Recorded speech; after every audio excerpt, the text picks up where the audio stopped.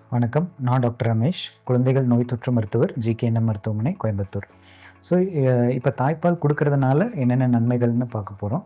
So தாய்ப்பால் கொடுக்கறதுனால நன்மைகள் வந்து 2 விதமாக பிரிக்கலாம். Short term benefits and long term benefits. Short term பெனிஃபிட்ஸுங்கிறது குழந்தை பிறந்து தாய்ப்பால் கொடுக்குற காலத்துக்கு என்னென்ன பெனிஃபிட்ஸுங்கிறது நம்ம பார்க்க போகிறோம். ஸோ அதில் வந்து 3 முக்கியமான பாயிண்ட்ஸ். முதலாவது அண்ட் இம்பார்ட்டண்ட்டானது, தாய்ப்பாலில் நார்மலாக இருக்கிற நியூட்ரியன்ஸ் போக there are something called biologically active substances. அந்த biologically active substances குழந்தைகளுக்கு உண்டான அந்த உணவு குழாயோட வளர்ச்சியையும் செயல்பாட்டையும் அதிகரிக்குது. அது இல்லாமல் லோக்கலாக உணவு குழாய்க்குள்ளே இருக்கிற இம்யூனிட்டியும் அது அதிகம் பண்ணுது. ஸோ இன்டைரக்டாக அது வந்து அந்த இம்யூனிட்டி அதிகம் பண்ணுறதுனால there is reduced risk of gastroenteritis, loose motion சொல்கிறோம்ல. ஸோ லூஸ் மோஷன் அந்த ரிஸ்க்ஸ் எல்லாமே, இன்ஃபெக்ஷன்ஸ் எல்லாமே வந்து கம்மியாகுது.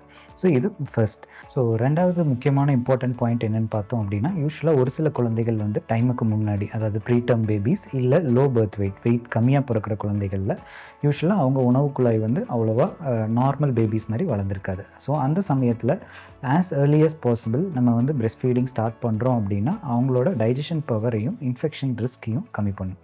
அட் த சேம் டைம் அந்த இதில் வந்து நம்ம பார்க்குறப்ப இன்டைரக்டாக ஸ்கின் டு ஸ்கின் கான்டாக்ட் வர்றதுனால பிரெஸ்ட் ஃபீடிங்னால there is increased maternal and infant bonding. அது இல்லாமல் இன்ஃபேண்ட்டோட குழந்தையோட சுகர் லெவல் மெயின்டைன் பண்ணுறக்கும், குழந்தையோட ஹார்ட் அண்ட் லங்கை ஸ்டெபிலைஸ் பண்ணுறக்கும், அழுகிற எபிசோட்ஸை கம்மி பண்ணுறக்கும் இன்டைரக்டாக breast feeding skin to skin contact மூலமாக ஹெல்ப் பண்ணுது.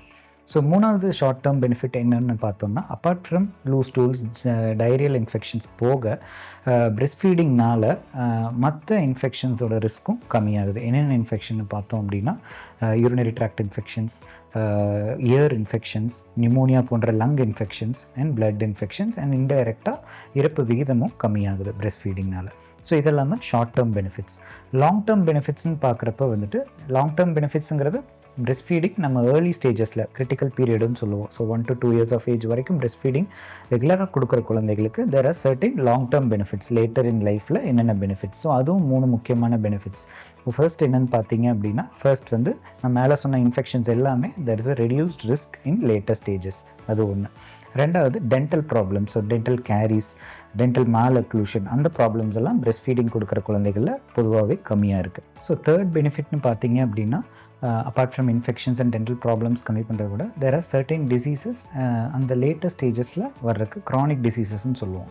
ஸோ பிரெஸ்ட் ஃபீடிங் அதிகமாக கொடுக்க இந்த லேட்டஸ்ட் ஸ்டேஜஸில் வர chronic diseases, for example allergy, asthma, wheezing, type 1 diabetes, inflammatory bowel disease போன்ற நோய்களும் லேட்டஸ்ட் ஸ்டேஜஸில் பிரெஸ்ட் ஃபீடிங் கொடுக்கறதுனால there is a reduced risk.